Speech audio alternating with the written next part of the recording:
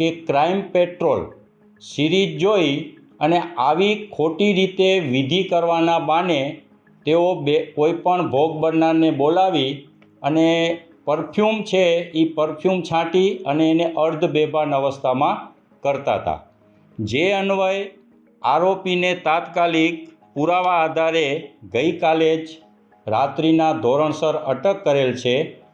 આજકાલ અંધશ્રદ્ધાનું ચલણ વધી રહ્યું છે, ત્યારે કચ્છથી એક ખૂબ ચોંકાવનારો કિસ્સો સામે આવ્યો છે, જેમાં તાંત્રિક વિધિના નામે શારીરિક અડપલા કરતો શખ્સ, જેનું નામ છે વિશાલ, પોલીસ દ્વારા ઝડપી પાડવામાં આવ્યો છે।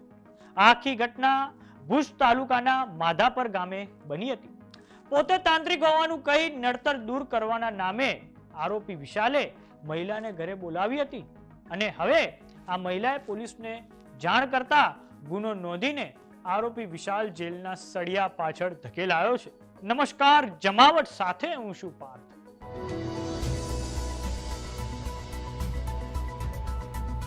કચ્છમાં વિશાલ નામના તાંત્રિકની ખૂબ શરમજનક હરકતો પ્રકાશમાં આવી છે। આખી ઘટના ભુજ તાલુકાના માધાપર ગામે બની છે।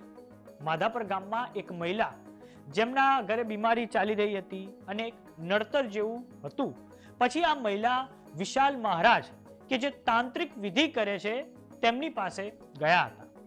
આ પછી વિશાલ મહારાજ નામના વ્યક્તિએ મહિલા સાથે અર્ધ બેભાન વ્યવસ્થામાં ઘટિયા હરકતો શરૂ કરી દીધી હતી અને આ પછી મહિલાને ખ્યાલ આવી જતા તેઓ પોતાના માતા અને અન્ય મહિલાઓ સાથે ત્યાંથી નીકળી ગયા હતા અને આ પછી મહિલાએ પોલીસ સ્ટેશનમાં ફરિયાદ નોંધાવતા વિશાલ મહારાજની હવે અટકાયત કરવામાં આવી છે।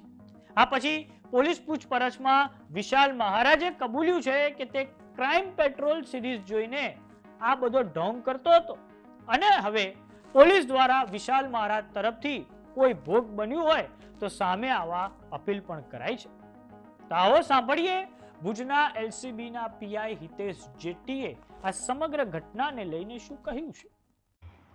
ગઈકાલે 7/12/2025ના ફરિયાદી બેન માધાપર પોલીસ સ્ટેશનમાં આવી અને પોતાની સાથે બનેલ બનાવ બાબતે જણાવેલ કે માધાપર ખાતે જ વિશાલ મહારાજ તરીકે એક વ્યક્તિ જે રહે છે જલારામ સોસાયટીમાં, એમની પાસે આમને ઘરે થોડીક બીમારી ચાલતી હતી અને નડતર જેવું હતું એવો એમને શક હતો।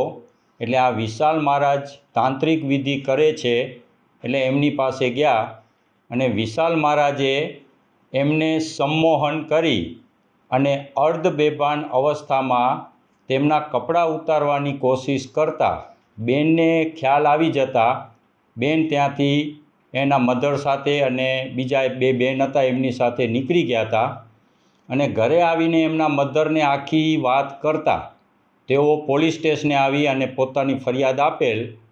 ગુનાની ગંભીરતા સમજી તાત્કાલિક પોલીસે આરોપી વિશાલ મહારાજને હસ્તગત કરેલ, બેનની ફરિયાદ લીધી અને ગુનો BNS 2023ની કલમ 64(1), 75(1)(1) અને 351(3) મુજબ તાત્કાલિક રજીસ્ટર કર્યો અને આરોપીને ઝીણવટભરી પૂછપરછ કરતા કે ભાઈ કોઈ તાંત્રિક વિધિ કરે છે કે કેમ અને આવો બનાવ બનેલ હતો કે કેમ તે પૂછતા આરોપીએ કબૂલ્યું કે ક્રાઇમ પેટ્રોલ સિરીઝ જોઈ અને આવી ખોટી રીતે વિધિ કરવાના બાને તેઓ કોઈપણ ભોગ બનનારને બોલાવી અને પરફ્યુમ છે એ પરફ્યુમ છાંટી અને એને અર્ધ બેભાન અવસ્થામાં કરતા હતા, જે અન્વયે આરોપીને તાત્કાલિક પુરાવા આધારે ગઈકાલે જ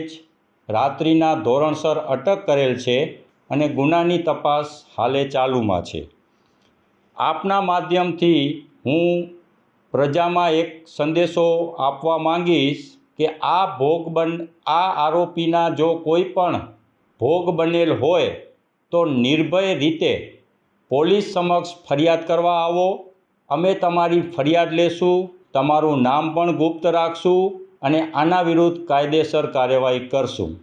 આ સિવાય એક બીજી પણ હું આપના માધ્યમથી અપીલ કરીશ કે મહેરબાની કરી કોઈ પણ વ્યક્તિ અંધશ્રદ્ધામાં આવે નહીં અને આવા તાંત્રિકો જે ખોટી રીતે કોઈને ભરમાવે છે એનામાં ભરમાય નહીં એવી હું અપીલ કરવા માંગુ છું.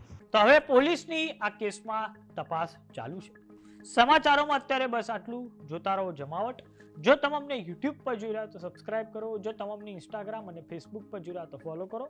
સાથે જ અમારી વોટ્સએપ ચેનલ આવી ગઈ છે, જોઈન કરવાનું ના ભૂલતા. નમસ્કાર.